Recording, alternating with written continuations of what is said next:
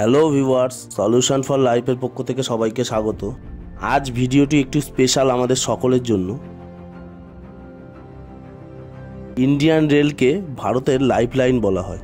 ভারতবর্ষের সকল রাজ্যকে একসাথে জুড়েছে শুধুমাত্র ভারতীয় রেল। আর ভারতীয় রেলে রাজধানী এক্সপ্রেস হলো ভারতীয় রেলের এক চিরকালীন সম্রাট। আগামী মার্চ মাসে রাজধানী এক্সপ্রেস 50তম বর্ষে পদার্পণ করছে। চলুন তার আগে জেনে নেওয়া যাক ভারতীয় রেলের এই সম্রাটের রাজধানী হয়ে ওঠার কারণ। কলকাতাকে ইস্ট ইন্ডিয়া কোম্পানি বরাবরই বিশেষ গুরুত্ব দিয়ে এসেছে।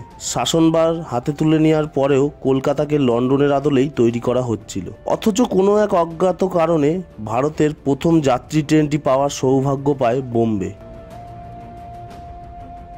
বড়ি বন্দর থেকে থানে পর্যন্ত চলেছিল সেই ট্রেনটি, কিন্তু সেই আফসোস কেটে গেল তারও 106 বছর পরে। ভারতের সর্বপ্রথম প্রিমিয়াম অভিজাত ট্রেনটি উপহার পেল কলকাতা। দিল্লি থেকে কলকাতা রাজধানী এক্সপ্রেস চালু হলো 1969 সালের 1 মার্চ। সেটি হলো দিল্লি থেকে হাওড়া পর্যন্ত, আর হাওড়া থেকে দিল্লি পর্যন্ত ট্রেনটি ছাড়লো 3 মার্চ 1969।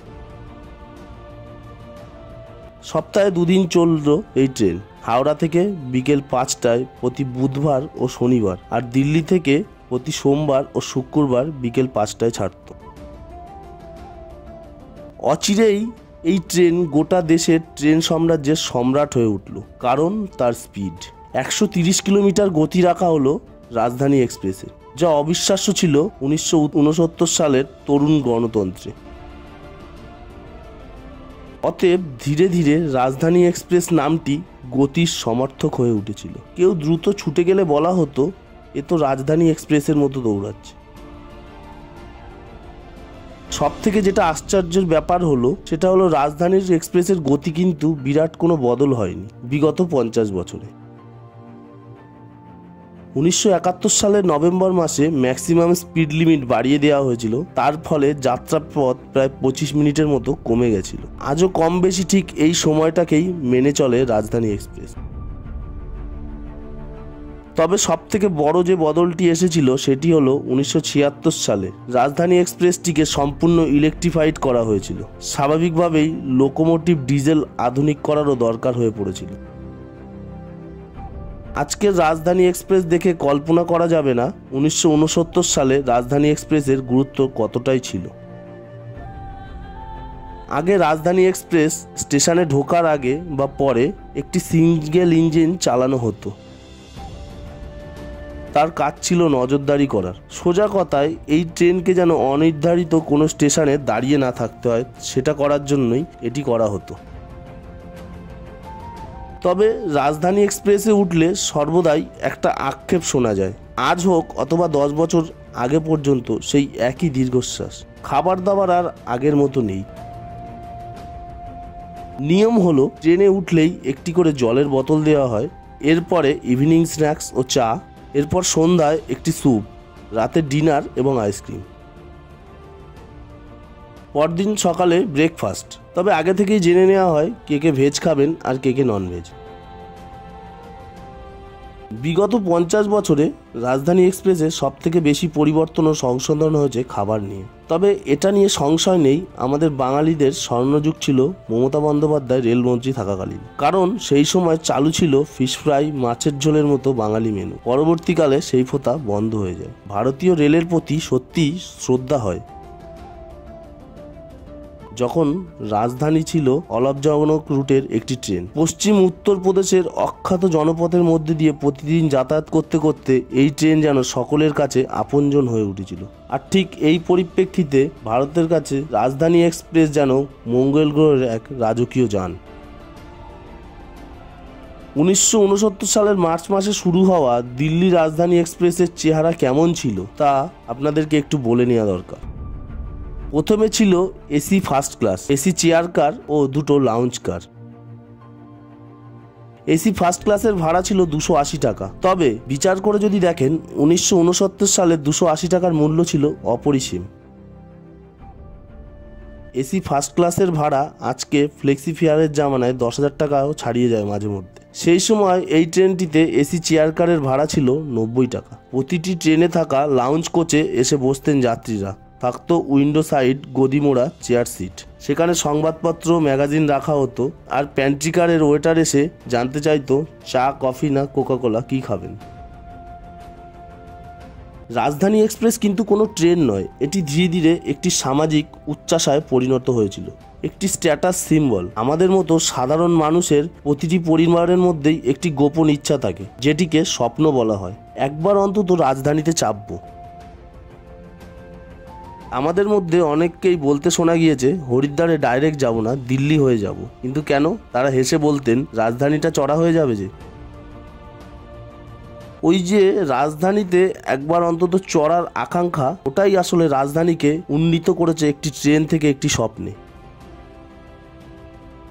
একটা জিনিস পর্যবেক্ষণ করলে দেখতে পাবেন, আমাদের কোনো সহযাত্রীর কাছে কোনো ফোন এলে তিনি সাধারণত বলে থাকেন এই তো দিল্লি যাচ্ছি রাজধানীতে, কিংবা আমি রাজধানীতে আছি পৌঁছে ফোন করব, অথবা দিল্লি এসেছি পরশু রাজধানীতে ফিরবো। কেউ কিন্তু বলে না ট্রেনে আছি কিংবা ট্রেনে ফিরবো। রাজধানী শব্দটা উচ্চারণের মধ্যে দিয়ে একটা আত্মতৃপ্তি আছে, এটা যেন সামাজিক গরিমার স্টেটমেন্ট রয়েছে এতে। আর কোনো ট্রেন কিন্তু এভাবে যাত্রীদের আর্থসামাজিক অবস্থানের সঙ্গে মিলিয়ে ফেলতে পারেনি। রাজধানী এক্সপ্রেসের নামটি একটি ব্র্যান্ড, তাই তো কিশোর উপন্যাসের নাম হয় রাজধানী এক্সপ্রেসের হত্যা রহস্য, সিনেমার নাম হয় রাজধানী এক্সপ্রেস। কালকা মেল, পূর্বা এক্সপ্রেসরা এই গৌরব উপভোগ করতে পারে না। কিন্তু ভারতের লাইফ লাইনের নাম যেহেতু ইন্ডিয়ান রেলওয়ে, তাই আম ভারতবাসীকে দূরে রেখে কিভাবে একটি সাম্রাজ্য চালানো সম্ভব। অতএব 1983 সালে রাজধানী এক্সপ্রেসে এসি 2 টায়ার আসার পর 1993তেই চলে আসে এসি 3 টায়ার, যা ভারতের সব থেকে শক্তিশালী জনগোষ্ঠীকে টানার প্রক্রিয়া শুরু হয়। সেই জনগোষ্ঠীর নাম মিডিল ক্লাস। আর ঠিক এই কারণেই বাঁধের লক গেট খুলে গেল তার পরবর্তী বছরগুলিতে। একটি নয়, দুটি নয়, তিনটি নয়, অন্তত 12টা এসি 3 টায়ার কোচ যোগ করতে হয় রাজধানীর সঙ্গে।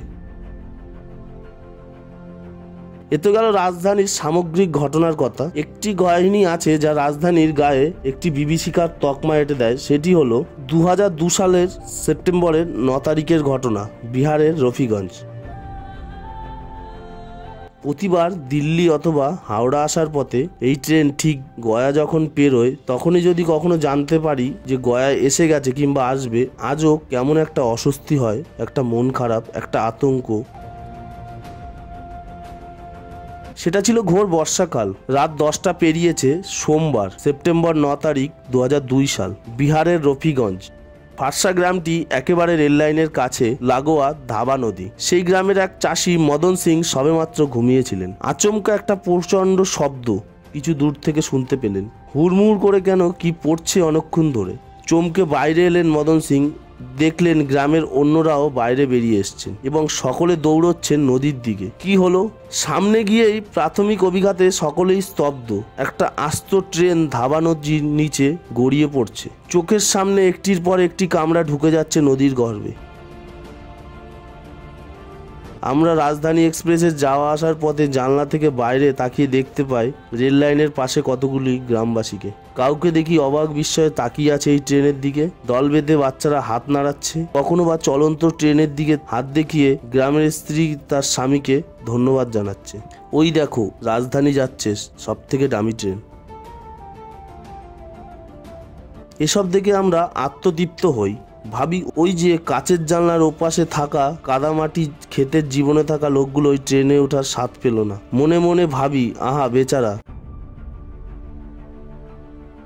সেদিন ওই 2002 সালের ঘন বর্ষার সেপ্টেম্বর মাসের শয়ে শয়ে রাজধানী এক্সপ্রেসের যাত্রীকে নদীগর্ভে তুলে হাতে করে নিয়ে অ্যাম্বুলেন্সে তুলে নিয়ে গেছিল এই লোকগুলি। কাদামাখা ক্ষেত, রাস্তা, ঝোপঝাড় পেরিয়ে ছুটেছিল এই গ্রামবাসীরাই। সেদিন 200 জনের মৃত্যু হয়েছিল, 50 জনের আজও খোঁজ মেলেনি এই রফিগঞ্জের ঘটনায়। এটি রাজধানীর গায়ে লাগিয়ে দিয়েছিল একটি অভিশাপের তকমা। এই ঘটনা যদি বাদ দেওয়া যায়, তাহলে বিগত 50 বছরে রাজধানী সুস্থ ও স্বাভাবিকভাবেই চলছে হাওড়া থেকে দিল্লি পর্যন্ত।